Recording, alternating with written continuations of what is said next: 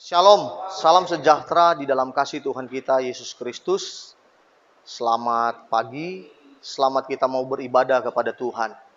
Saya teringat ada satu kebenaran firman Tuhan yang berkata, beribadahlah kepada Tuhan Allahmu, maka Ia akan memberkati roti makananmu dan air minumanmu, dan segala penyakit akan dilalukan dari tengah-tengah kamu. Sungguh agunglah rahasia ibadah kita. Saya teringat satu kisah daripada Raja Saul. Ketika Raja Saul mengalami banyak masalah, banyak tantangan, maka tampillah Daud. Daud tampil dan menyanyikan pujian dan penyembahan kepada Tuhan melalui alat musiknya. Dan apa yang terjadi? Ketika pujian dan penyembahan dinaikkan kepada Tuhan, maka disitulah terjadi mujizat. Nah, hari ini, saudara, saya berharap kita akan menaikkan pujian dan penyembahan kepada Tuhan. Saya percaya bahwa pujian dan penyembahan kepada Tuhan yang kita naikkan kepada Tuhan, itu mengandung kuasa. Untuk itu pagi hari ini, saya berharap mari kita beribadah kepada Tuhan dengan sungguh-sungguh memuliakan Tuhan. Karena di mana ada pujian dan penyembahan, di situ ada kuasa. Haleluya. Jangan lupa saksikan ibadah online, baik di YouTube maupun di Facebook, jam 9 pagi di Gereja Anugerah Bethesda. Terima kasih.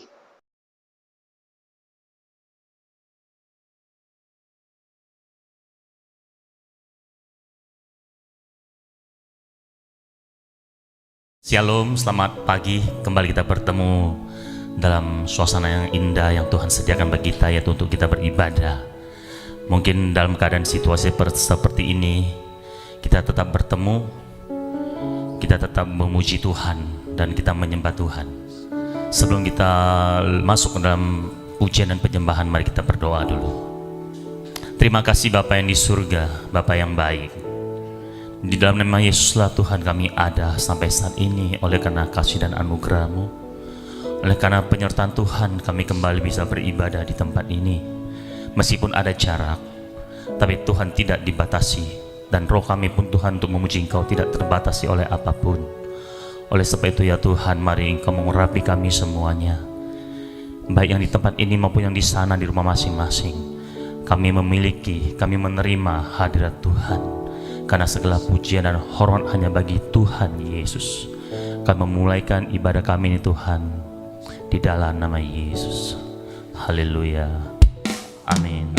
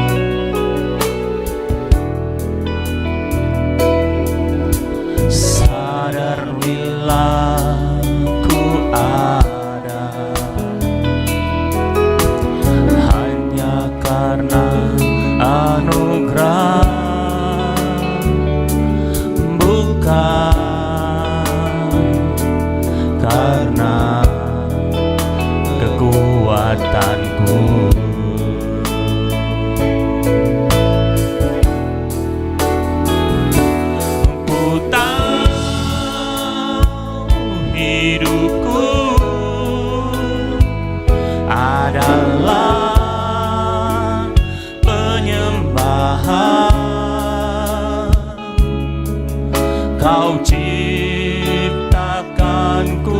dalam kemuliaan-Mu.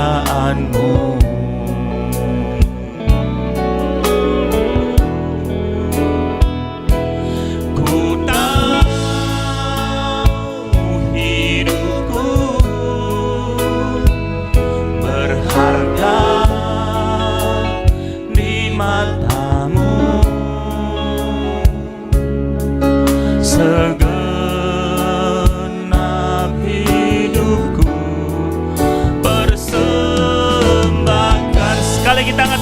kami bagi Tuhan. Bila penyembahan ini Tuhan, kami dengan di hadirat-Mu yang kudus. Lebih lagi kami angkat pujian ini lebih sungguh-sungguh lagi. Pujian dan syukurku ku bawa padamu. Dengan rendah hati ku persembahkan.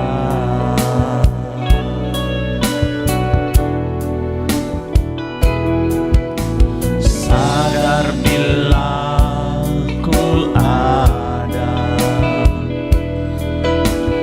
hanya karena anugerah,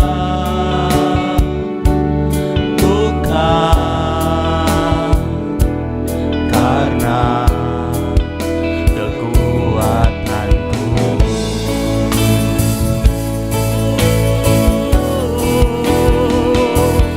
Ku tahu hidupku adalah penyembahan. Kau ciptakanku dalam kemuliaan-Mu.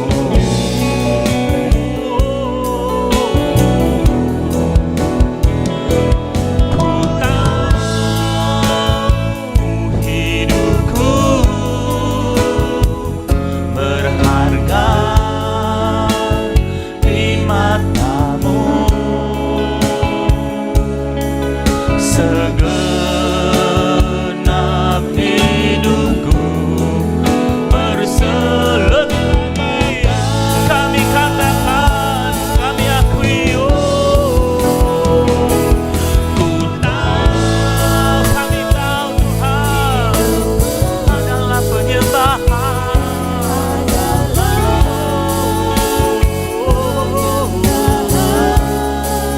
Kau ciptakanku. Terima kasih Tuhan.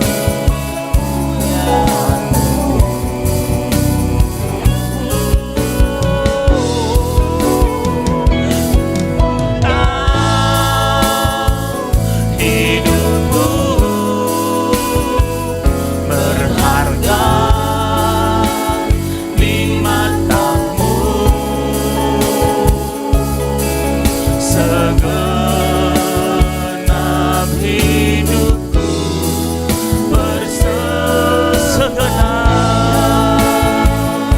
segenap hidupku, segenap hidupku kami katakan lagi, kami akui ini Tuhan. Segenap hidupku persembahkan.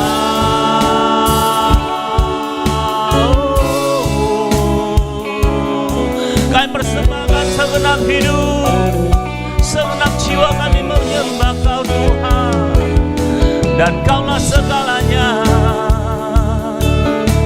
Kami bersyukur dan terima kasih, sebab Kau Bapa yang baik, Engkau yang mulia.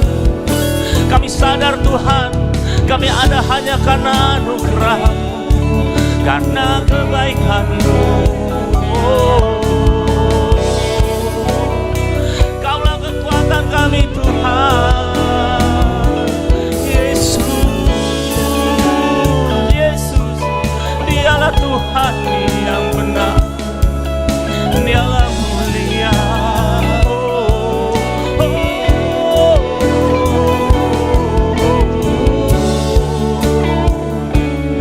Lebih lagi sembah bagi Dia, dan katakan, lebih lagi katakan, ku tahu hidupku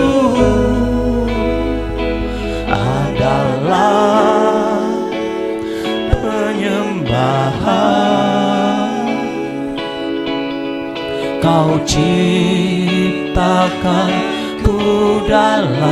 Kau ciptakan kami untuk kemuliaan-Mu. Oh, haleluya. Ku tahu hidupku berharga di mata-Mu. Segenap hidupku sekali kita sama-sama katakan yes. Ku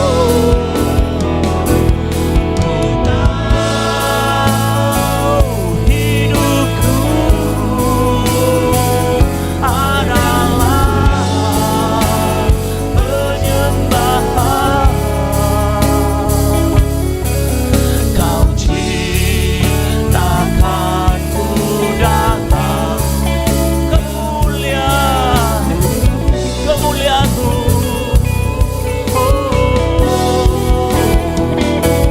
Ku tahu hidupku berharga di mata-Mu. Segenap hidupku terima kasih Tuhan. Segenap hidupku, segenap hidupku sekali lagi, lebih lagi katakan segenap hidupku, segenap hidupku persembahan.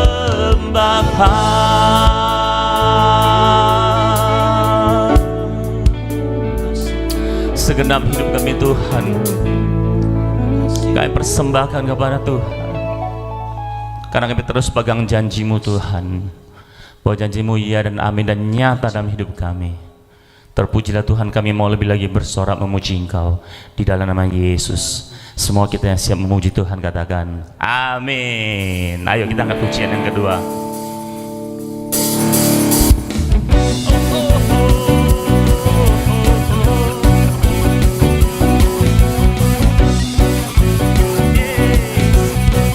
Sama-sama kan? Kau tak pernah tinggalkan, beserta di setiap langkahku. Kau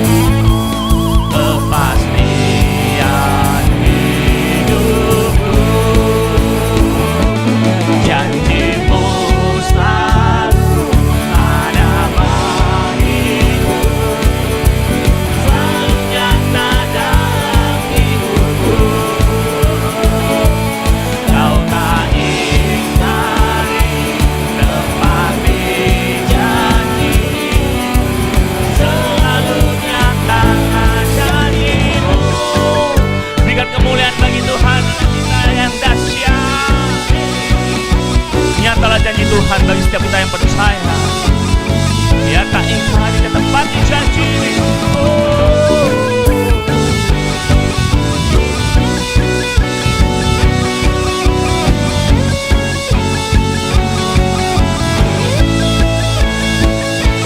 Janjimu selalu ada bagiku, selalu nyata dalam hidupku.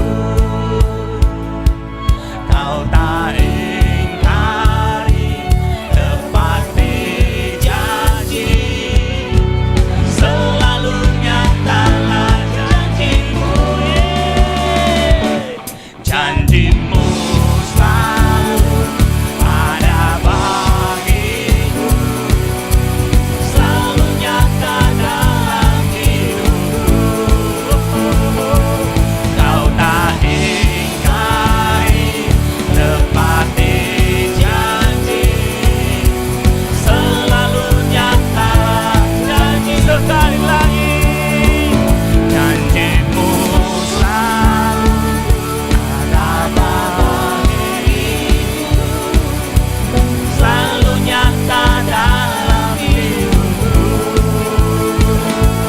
Kau tak ingkari tepati janji, selalu nyatalah janjimu. Yes. Selalu nyatalah janjimu Tuhan. Terima kasih Tuhan, terima kasih. Haleluya. Biarlah kami pegang janjimu Tuhan, dan kami sani Tuhan tentunya harus mendengarkan firman-Mu. Lebih lagi Tuhan, jamah hati kami. Haleluya. Mari kita siapkan hati kita untuk kebenaran firman Tuhan.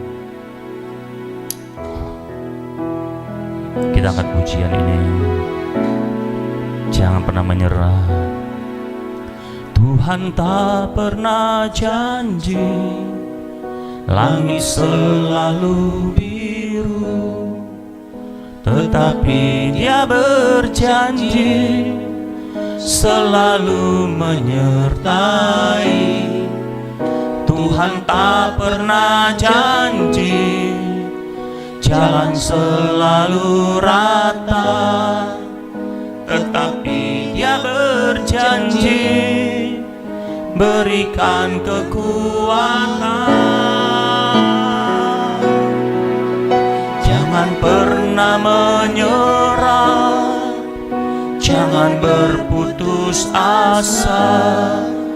Mujizat Tuhan ada saat hati menyembah. Jangan pernah menyerah, jangan berputus asa. Mujizat Tuhan ada bagi yang setia dan percaya. Kami siapkan hati kami Tuhan. Sekali angkat pujian ini. Tuhan tak pernah janji tetapi Dia berjanji selalu menyertai. Tuhan tak pernah janji jalan selalu rata, tapi Dia berjanji, tetapi Dia berjanji berikan kekuatan. Sama-sama katakan, jangan pernah menyerah, jangan berputus asa. Mujizat Tuhan ada saat hati menyembah.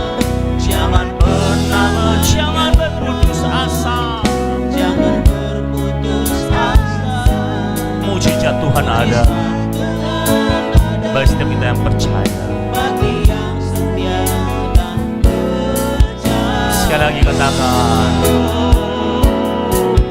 jangan pernah menyerah, jangan berputus asa. Mujizat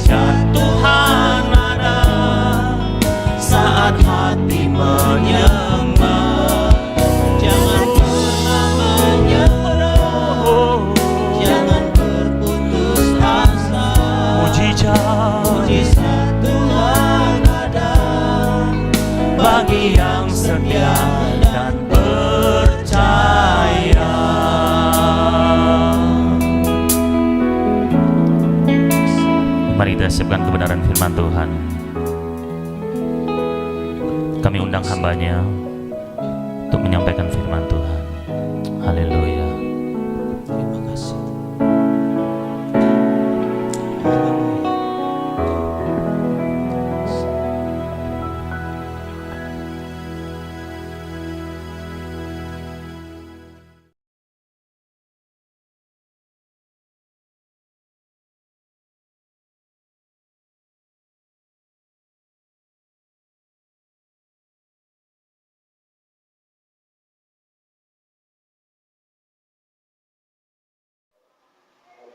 Salam saudara-saudaraku, puji Tuhan, selamat pagi.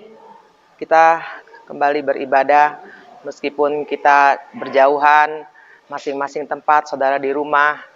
Dan kita percaya kehadiran Tuhan tidak menghalangi kita untuk kita menikmati kuasa Tuhan dan hadirnya Tuhan. Puji Tuhan, mari kita berdoa untuk firman Tuhan. Bapa di sorga, Bapa yang kami sembah dalam nama Tuhan Yesus Kristus, terima kasih. Di saat pagi hari ini kami mau mendengarkan sabda-Mu ya Tuhan. Berkatilah kami semua, bahkan jemaat-Mu yang berada di rumah, bahkan semua kami yang ada di tempat ini juga Tuhan, kami mau mendengarkan sabda-Mu. Kiranya Engkau mengurapi hamba-Mu, mengurapi kami semua, para pendengar, dan kami diberkati dengan kebenaran firman-Mu. Dan ini menjadi doa kami. Dalam nama Tuhan Yesus kami berdoa mengucap syukur. Haleluya. Amin. Salam saudara-saudaraku, puji Tuhan. Kita langsung mempelajari dan membahas firman Tuhan. Saudara, kita akan buka di 2 Petrus 1. 2 Petrus 1, kita mulai di ayat yang kelima. Dengan tema khotbah, tambahkanlah imanmu kepada kebajikan. Puji Tuhan. Kita akan baca di 2 Petrus 1 ayat yang kelima. Justru karena itu kamu harus dengan sungguh-sungguh berusaha untuk menambahkan kepada imanmu kebajikan dan kepada kebajikan pengetahuan. Nah, kita sampai di sini ayat firman Tuhan, yaitu di ayat yang kelima. Dan kita akan bahas yang kita bahas hari ini adalah tambahkanlah imanmu kepada kebajikan. Saudaraku, kita belajar apa itu kebajikan di dalam kehidupan kekristenan kita.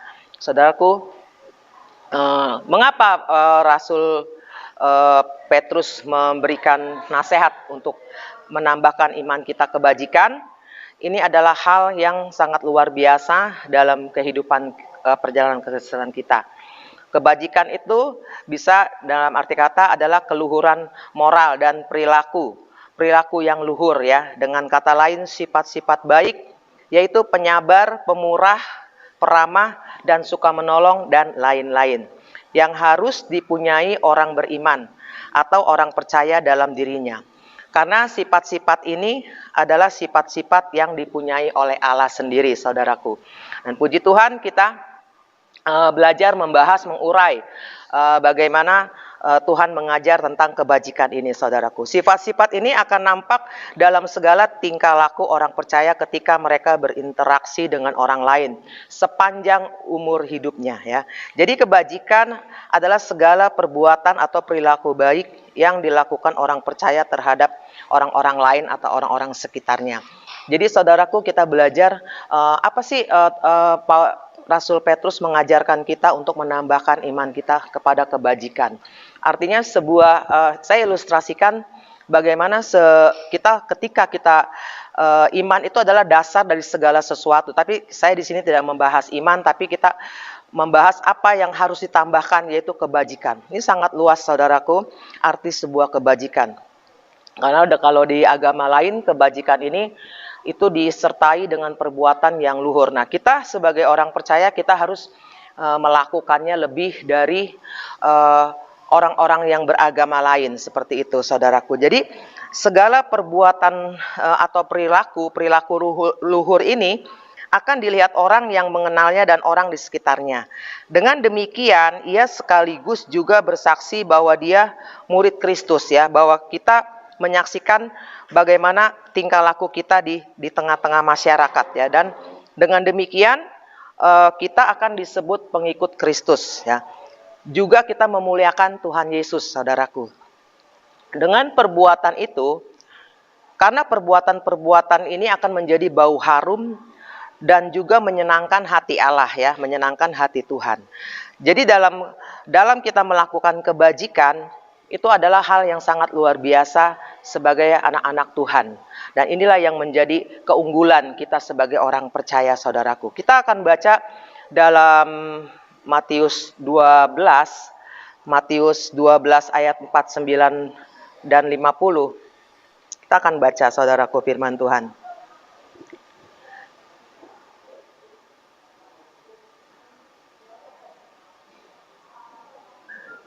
Matius 12 ayat 49. Dikatakan ayat 49. Lalu katanya, maksudnya kata Yesus sambil menunjuk ke arah murid-muridnya. Ini ibuku dan saudara-saudaraku. Sebab siapapun yang melakukan kehendak Bapakku di sorga, dialah saudaraku laki-laki, dialah saudaraku perempuan, dialah ibuku. Jadi saudaraku, melakukan kebajikan itulah yang akan Tuhan Yesus mengakui sebagai saudaraku dan sebagai saudara perempuan dan ibuku. Yaitu siapa? Yaitu ialah yang melakukan kehendak Allah atau melakukan kebajikan atau perbuatan baik kepada sesamanya manusia. Itulah kerinduan Tuhan bagi kita semua ya. Maka kita sebagai orang percaya di dalam Kristus, kita harus berbuah ya, seperti contoh ini. Artinya melakukan kebajikan adalah kita melakukan kebajikan sesama manusia, sesama Tuhan katakan, itu adalah standar moral sejati. Dikatakan Matius 5:20, kita kan kalau hidupmu tidak lebih benar dari orang-orang Farisi, kita tidak akan berkenan. Di sini di dalam hidup keberagamaanmu tidak lebih benar dari orang Farisi adalah suatu tingkah laku yang unggul ya, seperti itu. Jadi kata aslinya adalah dikaiosune. Jadi artinya sebuah keunggulan yang melebihi dari segala orang-orang Farisi maupun ahli-ahli Taurat. Dikatakan firman Tuhan dalam Matius 5:20. Jadi kebajikan, saudaraku, adalah sebagai keunggulan moral ya, keunggulan moral. Jadi pemikiran yang benar, kebaikan watak, kebaikan ini juga mengacu segala bentuk keunggulan. Karena itu, saudara, tidaklah mengherankan bila sifat-sifat seperti ini ya, artinya seperti kearifan, keberanian atau disiplin diri ya. Saudaraku, disiplin diri ini sangat penting ya. Nah, kita Indonesia ini sedang dilanda wabah virus. Nah, protokol pemerintah mengajukan kita untuk mendisiplinkan diri ya. Artinya bagaimana kita menjaga kesehatan. Nah, ini satu hal yang sangat penting, bukan saja di luar sana, tapi juga dalam kita bergereja, dalam kita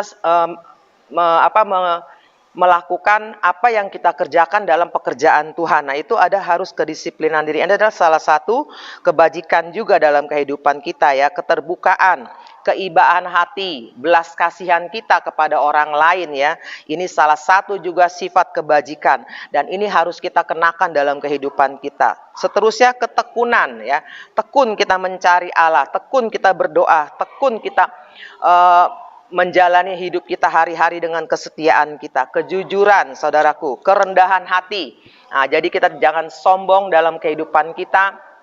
Sebagai orang percaya ini sangat penting. Jadi keloyalan pada keadaan-keadaan tertentu juga diakui sebagai kebajikan juga, saudaraku. Jadi kebajikan juga didefinisikan sebagai keterpautan pada standar kebenaran sejati. Ini sangat luar biasa kalau kita kenakan dalam hidup orang percaya. Karena setelah kita percaya, kita beriman, Rasul Petrus katakan, tambahkanlah kebajikan. Jadi ini topping dalam, kalau saudara mungkin menikmati es krim, ada topping ya, ada macam-macam di situ tambahannya. Inilah yang membuat menjadi manis makanan itu ya, apapun. Baik itu dalam kue ya, seperti itu. Jadi ini sangat penting, saudaraku. Jadi manusia ini perlu sekali kita, apalagi kita sebagai orang percaya ya. Jadi waktu ketika Allah menciptakan manusia, yang pertama yaitu penciptaan tentang kepada Adam dihadapkan suatu pilihan ya. Ini juga memupuk kebajikan saudaraku, yaitu moral sejati. Bagaimana Adam diuji ketaatannya. Allah katakan, jangan kamu makan, kamu boleh makan pohon yang ada di Taman Eden, tetapi hanya satu pohon pengetahuan yang baik dan yang jahat jangan kamu makan. Tetapi Adam tidak melakukan itu saudaraku. Jadi inilah satu disebut juga diujilah moral sejatinya Adam ya. Ini juga sama juga dengan kebajikan. Jadi ketaatan dan dengar-dengaran kepada Bapa juga adalah sebuah tindakan kebajikan, tingkah laku kebajikan. Saudaraku, renungan ini sangat besar. Dalam kita memupuk kebajikan, dalam hidup kekristenan kita, di dalam hidup kita, kita harus juga membantu untuk kita merasakan perasaan Allah ya. Dan pandangannya Allah menjadi pandangannya kita. Jadi ini hal yang sangat luar biasa saudaraku. Kita percaya saudara mampu ya. Mungkin ini adalah hal yang mengherankan. Oh, bagaimana kita mau melakukan ini? Tetapi inilah sebuah perintah ya, sebuah hal yang sangat luar biasa. Nanti akan kita lihat bagaimana Allah menuntun kita ya. Jadi orang yang bersifat bajik, artinya yang penuh dengan kebajikan atau keluhuran moral, pasti tindakan dan cara berpikir juga benar ya saudaraku. Karakter kebaikan hati seseorang yang bajik juga pasti bersifat adil dan benar ya. Dalam nasihat Rasul Petrus di 2 Petrus 1:5 ini harus diupayakan juga oleh orang Kristen dengan bekerja keras, dengan sungguh-sungguh diperkembangkan ya sifat-sifat kebajikan ini saudaraku. Maka tambahkanlah imanmu kepada kebajikan. Seorang Kristen harus bekerja keras memperkarakan sifat-sifat ini saudaraku. Dan kita tahu bahwa hal ini tidak tercapai dalam beberapa hari atau tahun, namun ini menuntut terus-menerus seumur hidup saudaraku ya. Ya, ini hal yang sangat sulit mungkin bagi kita ya. Namun itulah Allah mau kita menjadi orang-orang Kristen yang dewasa ya, orang-orang Kristen yang berpikiran dewasa. Jadi menambahkan kebajikan dalam iman kita adalah suatu tantangan juga saudaraku buat kita ya. Tapi kita percaya dengan pertolongan Tuhan yang Tuhan sudah berikan Roh Kudus dimateraikan dalam hidup kita, kita percaya kita mampu untuk melakukan ini. Karena ini juga hal salah satu menyenangkan hati Tuhan. Jadi keluhuran kebajikan bagi orang Kristen harus diberitakan juga kemana-mana. Jadi kita adalah surat Kristus saudaraku. Ketika perilaku kita yang luhur ini kita akan bawa kemana-mana ya. Kebajikan itu bukan sesuatu yang fasik, namun sebagai kekuatan moral ya, kekuatan jiwa kita. Artinya kita terus beraktivitas untuk mengenakan pribadi yang luar biasa ini, karena ini adalah sifat-sifat Allah yang harus kita kenakan dalam hidup orang-orang percaya. Saudara harus berjuang untuk hal ini. Kita tahu saudaraku, kita adalah manusia yang banyak belum sempurna atau banyak kekurangan. Namun kalau kita mau berusaha berjuang, pasti Roh Kudus akan membantu kita. Jadi kita berharap ya, bahwa kebajikan ini juga harus dipertahankan oleh hamba-hamba Allah dan juga orang percaya. Meskipun kita tadi katakan tidak sempurna. Tentu kita juga membutuhkan bantuan Tuhan jika mau memiliki hati yang murni untuk mengenakan dalam hidup kekristenan kita. Saya percaya saudaraku, dengan hal ini kita berjuang, kita pasti diberkati Tuhan untuk mengenakan kebajikan ini saudaraku. Jadi sifat kebajikan ini bisa juga kita terapkan dalam 3 hal. Apa sih itu kebajikan? Pasti saudara akan bertanya ya seperti itu. Tapi inilah kita akan urai tentang apa itu kebajikan yang kita terapkan dalam kehidupan kita. Pertama, kita terapkan kebajikan itu di dalam tindakan kita saudaraku ya. Bagaimana kita bertindak, nah itulah yang harus kita kenakan. Ketika Raja Daud melakukan dosa, dia ketika dengan kasus dengan istri Uria, Betseba, Daud memohon pengampunan dan bertobat. Nah, seperti Daud katakan, dia memohon, jadikanlah aku tahir, baharuilah rohku dengan batinku yang dengan teguh. Akhirnya Daud menerima pengampunan dari Allah. Jadi akhirnya Daud bertindak ketika berbuat salah. Kita pasti manusia ada dosa warisan seperti itu ya. Tapi kita percaya Tuhan Yesus sudah menyucikan kita dengan darahnya yang kudus. Nah, dalam tindakan Daud ini, akhirnya dalam tulisan Daud di Mazmur dikatakan kebajikan dan kemurahan Allah lah yang mengikuti Daud. Jadi tindakan Daud yang mau berubah, tentu kita bisa berdosa dan bersalah, saudaraku ya, karena kita masih manusia. Tetapi kita butuh bantuan Tuhan jika kita ingin mengenakannya, ingin mempunyai hati yang murni. Jadi tindakan itu adalah tindakan yang benar-benar kita harus lakukan. Dikatakan dalam hal kita melayani, dalam hal kita memberi ya, dalam 1 Timotius 6:17-19 dikatakan hendaklah kita suka berbagi dan suka memberi ya. Itu adalah juga hal kebajikan, saudaraku. Jadi sini kita belajar dengan tindakan kita ya. Manusia ada dosa warisan. Nah, kita juga harus memperjuangkan. Ini adalah peperangan batin. Ya, saudaraku, peperangan batin yang berkesinambungan ya. Jika kita ingin tetap bajik, jangan pernah membiarkan diri kita menjadi hamba dosa.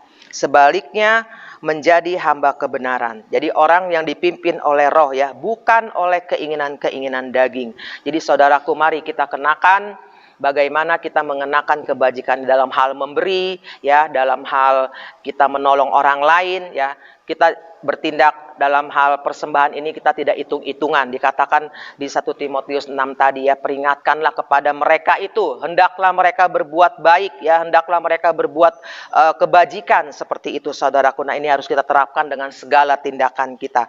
Nah, hal berikut, kebajikan yang kita terapkan dalam pikiran, ya, dalam cara kita berpikir. Jadi berpikir dengan perkara yang adil, yaitu pikiran yang positif lah. Janganlah kita dirusak oleh kejahatan ya. Dalam Filipi 4 ayat 8 dikatakan semua yang adil, semua yang suci, semua yang manis dan sedap didengar, dan semua yang patut dipuji, pikirkanlah semuanya itu. Jadi semuanya itu adalah kebajikan, itulah yang harus kita pikirkan, saudaraku ya. Dari disinilah dalam pemikiran pun kita harus benar-benar kita bijak, saudaraku. Kita harus benar-benar melakukannya. Pikirkanlah, itu yang patut disebut kebajikan di dalam pemikiran kita, saudaraku. Yang kedua, kita harus berpikir dewasa. Dalam 1 Korintus 14:20 dikatakan, saudara-saudara, janganlah sama seperti anak-anak dalam pemikiranmu. Jadilah anak-anak dalam kejahatan, tetapi orang dewasa dalam pemikiranmu.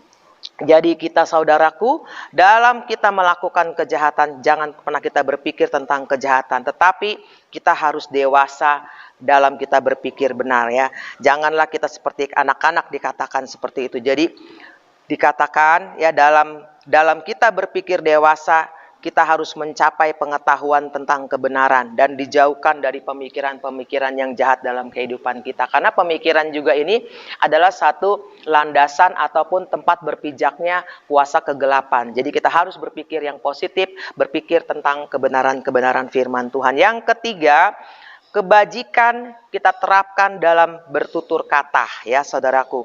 Dikatakan di Yakobus 3 tentang bagaimana lidah digemakan. Dengan berkata kita di gereja kita memuji Tuhan, tapi di luar sana kita bisa berucap yang tidak baik, dikatakan ya. Jadi ucapan lidah orang Kristen itu bisa juga berucap berkat. Dengan mulut yang sama kita juga bisa berucap kutuk atau sumpah serapah kepada orang lain ya, saudaraku. Ini harus kita jaga tutur kata. Nah, ini salah satu kebajikan dalam bertutur kata. Jadi jikalau pikiran kita bajik, pasti seharusnya kita memiliki pengaruh yang besar ya di dalam apa yang kita katakan, saudaraku ya. Berlaku bajik itu menuntut tutur kata yang bersih dan benar dan bermanfaat. Jadi saudara, kita harus kenakan perkataan-perkataan yang benar-benar membangun, perkataan yang teduh ya. Ketika saudara kita mengalami kesalahan, saudara kita mengalami pergumulan atau kesedihan atau penghiburan apapun, kita lakukan dengan kata-kata yang bajik, dengan kata-kata yang benar-benar teduh dan membangun. Itulah yang menuntut kita untuk selalu kita menjadi terang ya. Dikatakan di 2 Korintus 6, Rasul Paulus dalam pelayanannya menjaga sekali kemurnian hatinya ya, dengan kesabaran kemurahan. Jadi Paulus menjaga kemurnian hati dalam pelayanannya dengan tutur kata santun ya, walaupun banyak tantangan ketika Paulus memberitakan Injil, karena Paulus menjaga pelayanannya jangan sampai menjadi sandungan ya.